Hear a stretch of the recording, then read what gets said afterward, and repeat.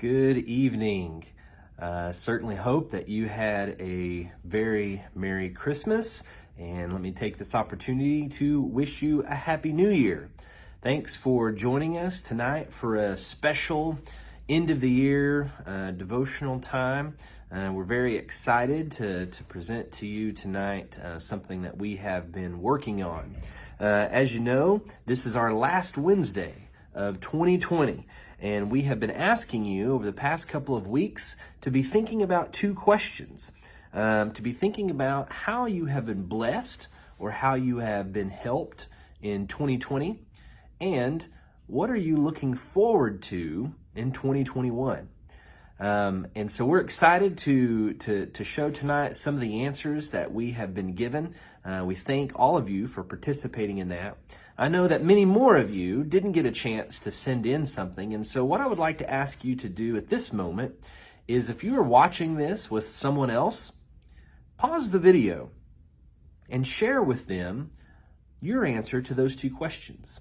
Take a minute and share amongst yourselves what has blessed you or helped you this past year, and what are you looking forward to about 2021? Share it with the people in the room before you come back to the video. If you are by yourself, I would love for you to share your answers to those two questions in the comments. You can comment here on our Facebook page. We would love to be able to share more of these with one another. So take just a second to do that.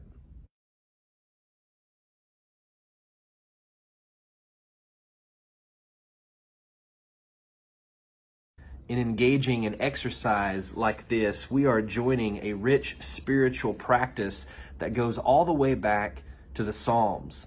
Depending on who you read, there are really three major movements of Psalms that we can find. The first are Psalms that are orientation Psalms. These express people of faith's views on the world as it is, in seeing God for who He is and praising God for what He has done in creation. These are Psalms that express joy and plenty. Then there are Psalms of disorientation. These are Psalms, most likely, many of us have been singing and praying and feeling and speaking throughout the majority of this past year. These are Psalms when the way that we have seen the world breaks down, when things don't go the way that we hoped they would, when we feel at a loss, when we don't have the words, when we are confused, when we are upset. These are Psalms that teach us how to cry out to God in the midst of difficult situations. And then there are Psalms of new orientation. We aren't always left in a state of disorientation. God moves us. He is faithful, and He moves us from those seasons into periods of plenty once more.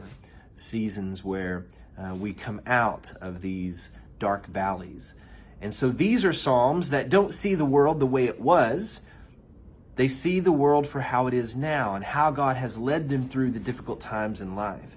And so elements of the Psalms of new orientation tend to be a summons to praise, a reminder of what has been, the difficulties they have experienced, and then a forward look to the way things are now and the way things are going to be in light of God's faithfulness to them. And that's really the season that we are in. And what we have asked you to do in answering those two questions really is to express this idea of new orientation, to take a look at what has been, how we have been blessed through that period of time, and to now look towards the future and what we hope to be and how we hope to be faithful to God and Him to us. Psalm 34 is a great example of a psalm of new orientation. Let me just read a couple of verses of this passage that have to do with the summons as well as thinking about where they have come. Read along with me. I will bless the Lord at all times. His praise shall continually be in my mouth. My soul makes its boast in the Lord. Let the humble hear and be glad. O magnify the Lord with me, and let us exalt His name together. Verse 4 is an element of remembering the past. I sought the Lord, and He answered me. He delivered me from all my fear. Those who look to Him are radiant, and their faces shall never be ashamed. This poor man cried, and the Lord heard him and saved him out of trouble. The angel of the Lord encamps around those who fear him and delivers him. What an incredible message that the Lord encamps around those who fear him and he delivers them. What an incredible message of this poor man cried out and the Lord heard him. How many of us could have said over this past year that we have cried out and that God has heard us? We want to pause right now and we want to show you some of the things that people have said that have blessed them in 2020. Enjoy. We are most thankful for the time we got to spend with friends and family this year that we might not have got to do had we not been home more. Being able to work in the flower beds and friends and church family checking on us and live streaming worship services, which has saved us, and God giving me the strength to care for Bill. I think our biggest blessings in 2020 was the fact that Linda was able to retire, and she's had a blast since then. And also, we had our first grandchild in 2020, and we're both having a great time with that. Well, it was a year ago on a Sunday night that a group of us men led the service, and we were looking forward to Justin and Carrie coming in 2020 and kind of preparing ourselves in the congregation for that, and we each had a thought and a little bit of a devotional that went along with it. I remember it. I had said that we don't know what's coming towards us. We just like in my work experience, I know that the year is going to be filled with blessings, but it's also going to be filled with challenges. And I had hoped and included this in my devotion and in my prayer that God will provide us what we need to meet the challenges that we've not seen yet. And how I hate to say the word prophetic, but it certainly turned out to be quite the challenging year. And I think that God did do that. He did provide us with what we needed to meet the challenges that we faced this year. And I point towards the leadership of this congregation. The turning point for me, because it was a very stressful first and second quarter of the year work-wise, but the turning point for me was on a Wednesday night. Bill was leading a class here at the building by himself. And we were still on the LTC theme of Rescue Me, coincidentally enough. And he spoke of David that night, and in it David was worn out and exhausted and tried and just at the very end of just wanting to give up and exhaustion. And it made me realize, okay, all right, so it's not just me. This isn't the first time it's happened. David got through it. I can get through it, and that was the turning point. And from that point on, my year got better.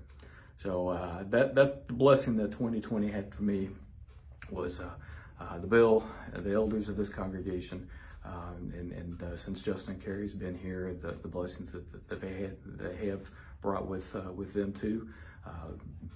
The success we had in the summer with the kids, all that just built upon that Wednesday night.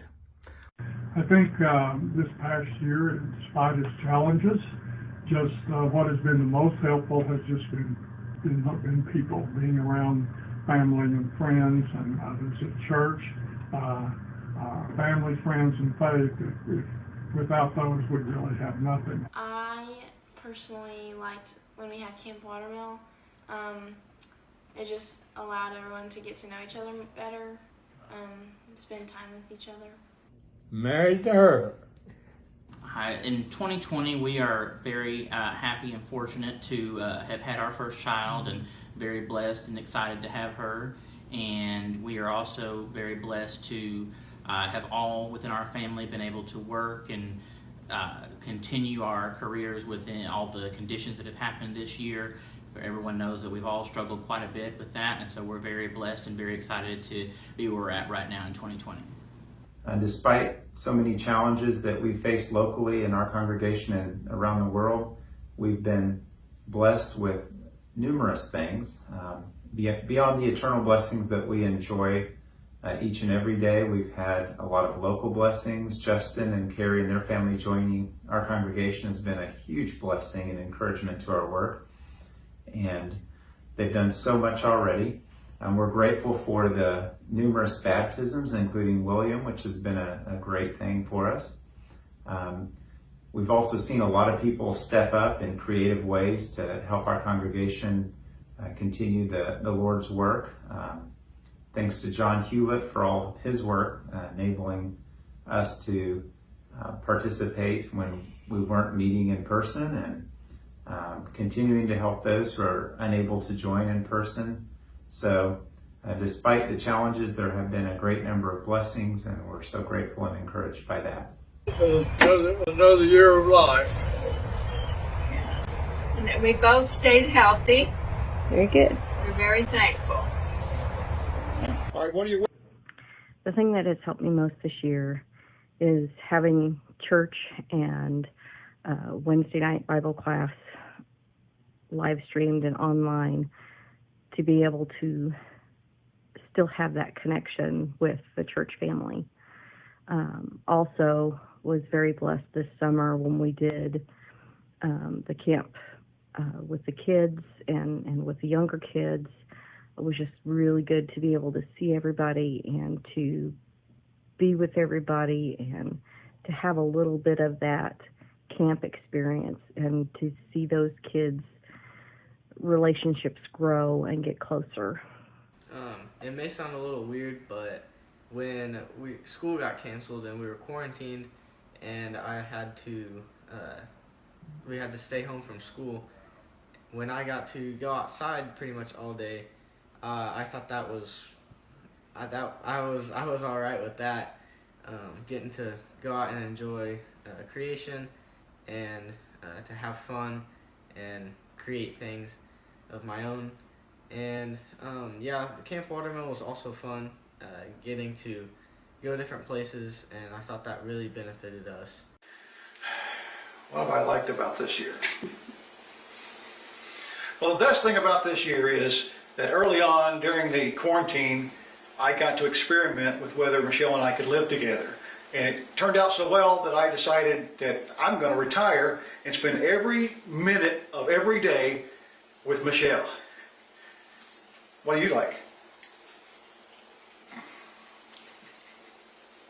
All right, your turn. I hope you appreciated those as much as I did. There is some real thought that went into the things that had helped them through this past year. I hope that you have had a chance to think of those as well. And now we move to the second part of the psalm. And this psalm in particular, there is some wisdom that comes with it. In the middle of this psalm, there's some wisdom teaching in verses 8 through 14 about how we now live in this new world and what it's going to take. And it says, starting in verse 8, "O taste and see that the Lord is good. Blessed is the man who takes refuge in him. O fear the Lord, you his saints, for those who fear have no lack. The young lions suffer want and hunger, but those who seek the Lord lack no good thing. Come, O children, listen to me. I will teach you the fear of the Lord. What man is there who desires life and loves many days, that he may see good? Keep your tongue from evil, your lips from speaking deceit. Turn away from evil, do good, seek peace, and pursue it." I love the verse, "Come, taste and see that the Lord is good." And the psalmist seems to say that tasting and seeing that the Lord is good has to do with keeping ourselves in check, living a righteous life, living in the fear of the Lord. And that comes with praying. Taste and see seems to mean trying out the pursuit of peace and the practice of prayer as a way into living the life that God wants us to live. And so now as we look forward to the future, let's think about the kinds of things that we hope for, the kinds of things that we want to come. So I want you to now take a look and hear what some of your fellow folks here at Watermill have had to say about what they are looking forward to this next year. What we're looking forward to in 2021 is watching our precious Molly grow and watch our parents as they raise her in the nurture and admonition of the Lord. We are very blessed with our church family. We are so grateful for a great God who loves us and blesses us richly. We're looking for more opportunities for our church and for ourselves as we minister to others in 2021. And this next year, I'm really looking forward to being able to get back to some normalcy, to be back at church on Sunday morning and Sunday night and Wednesday night, and being able to teach class, and for us to maybe have camp this next summer. I think that's something a lot of people are looking forward to. Just very blessed to have our church family. And for 2021, we're looking forward to seeing all of the great things and blessings that God is going to shower upon the Watermill congregation. Can't wait to see all of the good things that He has in store for us. Driving and being 1 year closer to graduating, and family vacations. I like those. Just for next year, we hope to be able to do more traveling, get together with our friends and family more frequently, but above all, just continue to bless others as best we can. In 2021, we're looking forward to watching this little one grow, watching her in adventures that we get to take as a family, and also watching her in our church family as well. And we're eager to have each one of you love and hug on her as the years go by. I want the virus to be gone, and being able to be with our Christian friends and family in our church services, and continued good health, so that I can provide for Bill and take care of him, but knowing that God is still in control.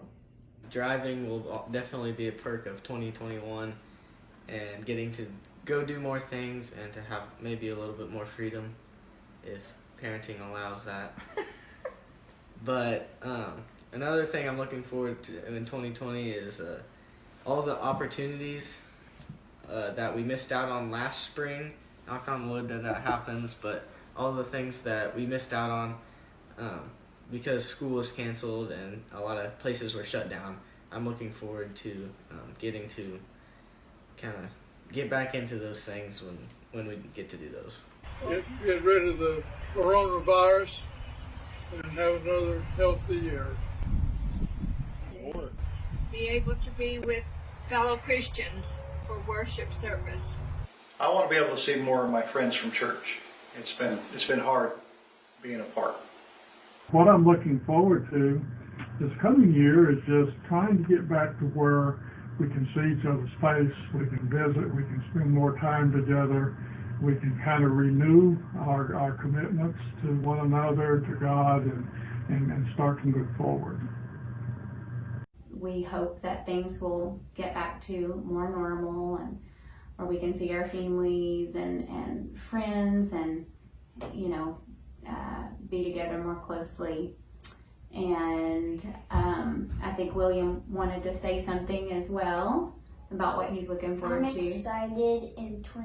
I'm looking forward to in 2021 is going back to church and having more activities at church, like going to class, and I'm glad that hopefully we can do that, and thank you for putting your time into this to let us do this, so thank you.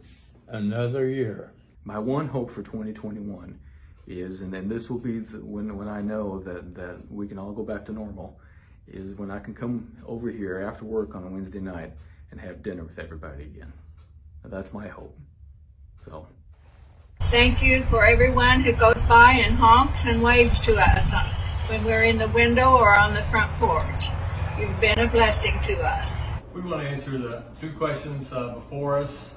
How were we helped this past year? What helped us this past year? And what we're looking forward to this next year with a verse of this song.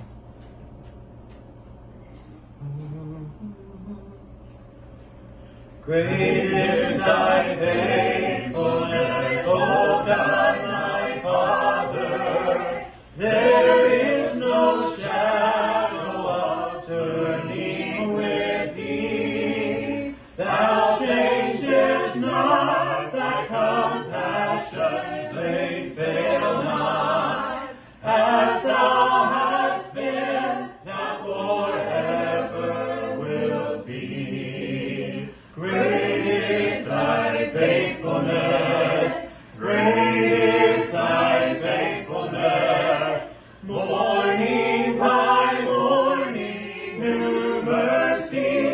I see. All I have needed, thy hand hath provided. Great is thy faithfulness, Lord, unto me. We love y'all. I hope that our time together tonight has caused you to stop and think about what you hope for, the things that you are looking forward to in this next year. And may it be upon all of our minds and hearts that we are hoping for a way that God can use us to bless other people. May we be hoping for the same sort of thing that God is hoping for. May we be looking for and doing the things that are good in the pursuit of the welfare and the peace of other people. I hope that you have been blessed tonight by our video devotional here, that you have been encouraged by hearing from some of the members here at Watermill on things that they have been blessed by and things that they are looking forward to. Don't forget, we want to hear from you. So share some of your answers to those questions in the comments below. And Happy New Year. We look forward to seeing you again soon. May God bless you.